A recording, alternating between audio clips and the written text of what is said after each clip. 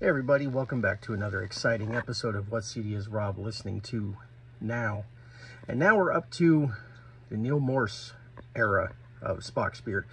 We started with the 3 albums from the Ted Leonard years, then the, was it 4 albums or 5 albums from Nick DiVirgilio?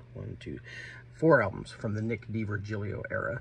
And then we've got 6 albums now from the Neil Morse era, and this is by far and away my favorite Spock's Beard album. This was the last album to feature Mr. Neil Morse as a member of the band. Well, I guess the studio band. Later on, Spock's Beard did release a live version of Snow, but this would be the end of his time in the band, so to speak. And this is a beast of a concept album. And I'm just going to say it, in my opinion, it's better than The Wall. It's better than Tommy.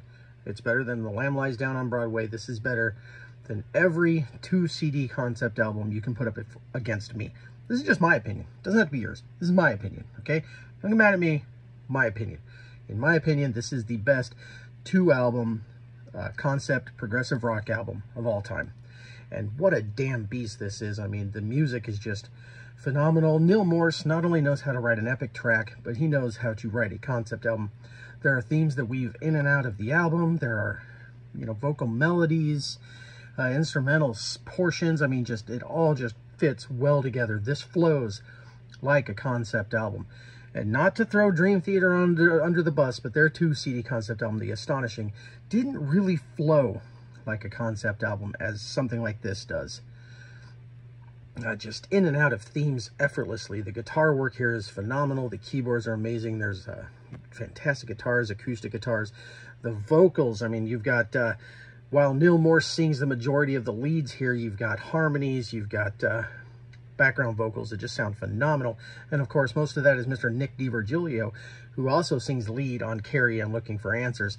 And like what happened with Phil Collins, who did More Fool Me, when Peter Gabriel left the band and Phil Collins stepped up to the front, the same happened with Nick DiVirgilio. Neil Morse left the band, and Nick DiVirgilio stepped up to the vocals, and you already knew it was going to be good because, like I said, Carrie, Looking for Answers, those background vocals, those harmonies, he's just a phenomenal singer. And this album is great start to finish. The first disc is, I don't know, to me it's more like establishing the story. That first disc has a lot of the vocal moments and parts of the story. And what we're doing is we're following this albino child who, when he touches you, he can see your future. And there are a lot of kind of religious elements tucked in here because at the time of doing this album, Neil was really torn between the band and God. And you can tell in the lyrics in many of the tunes that this is the case. And so Snow, or John, but his friends call him Snow, when he touches you, he can see your future. And so many great songs on here. Some of my favorites would be the 1-2 punch of Solitary Soul and Wind in My Back. I'd be hard-pressed to find more beautiful vocal melodies than that. And the songs themselves are just phenomenal. Made Alive is cool, and it's even reprised. The first track is Made Alive Overture.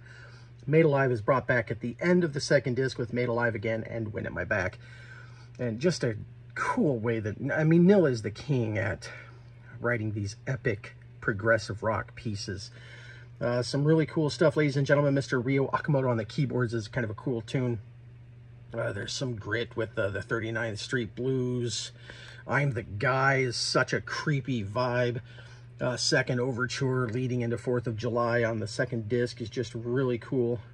I'm Dying, also cool. Now there's some bad lyrics here, like I had mustard today, I can't eat it no more.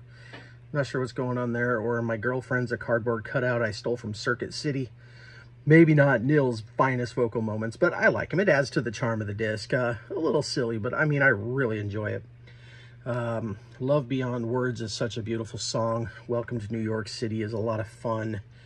I mean, just a fantastic. If you like progressive rock and you like concept albums, particularly, like I said, The Wall, Lamb Lies Down on Broadway, sort of those long epic concept albums, and you haven't heard this one, definitely check it out. Like I said, Neil Morse is the king at writing progressive rock music, and this album is absolute proof of that. Anyway, I'm going to continue listening to this while you guys listen to me just ramble on for 5 minutes. So anyhow, until next time when we return with Spock's Beard 5 album, V album, 5th album, I don't know. Doodles.